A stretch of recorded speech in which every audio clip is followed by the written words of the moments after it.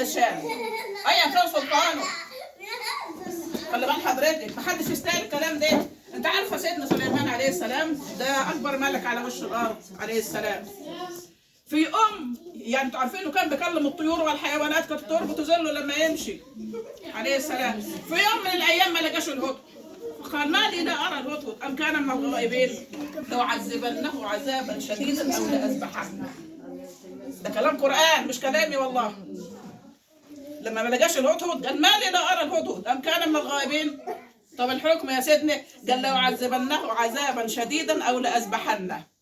جه بعدها قال او لياتيني بخبر يقين. شوف عدل الملوك. لو جاب لي يعني حاجه تقول ان هو طالع من غير ما يستاذني يبقى له عذر، يبقى هنعديه. تخيلي بقى الهدهد جاي والكل مقابله، تعالى ده انت رايح في ضايع النهارده. ده الملك حكم بانه يا هيعذبك يا هيذبحك يا اما تجيب له خبر سليم. تفتكري ده هدهد بقى، خلي بالك بقى الكلام اللي جاي دول حطوا حلقه في ودان. يعني ما ربنا سبحانه وتعالى ما كرموش زي ما كرمنا.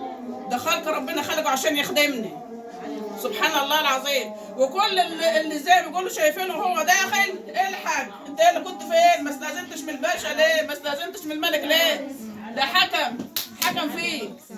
يا هتتعذب يا هيذبحك يا تجيب له خبر يقين. قال ما يمكن الخبر اللي انا جايبه ما يعجبوش. فقال يا تبص بقى، خلي بالكم بقى يا شباب، الجماعه اللي معانا ياخدوا بالهم. خلي بالكم، قال بص بقى، بما انه كده الكل كده اجمع على ان انا خلاص في الغالب مدبوح، وقال له عذبنا عذابا شديدا او لأذبحن او ليأتيني بخبر يقين. قال بما ان انا يا متعذب يا ميت وفي الغالب يمكن ما يقبلش عذري وتراجع. يا الله ايه ده احنا النهارده لو واحد فينا غلطه مع المدير بتاعه هو داخل يقول له ده انت هتروح في نصيبي، دور لك على حاجه قول عشان تعدي الموقف ده. ده زي ما بيقولوا كده طائر وقدام اعظم ملك على وش الارض وحكم فيه حكم. قال انت ميت او هتتعذب متراجع.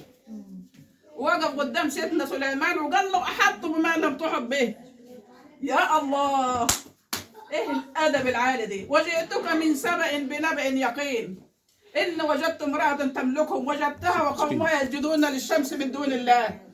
ايه العظمه دي. يعني تخيلي هو قال قول اللي عندك بقى وهي موتة ولا اتنين، هي موتة واحده.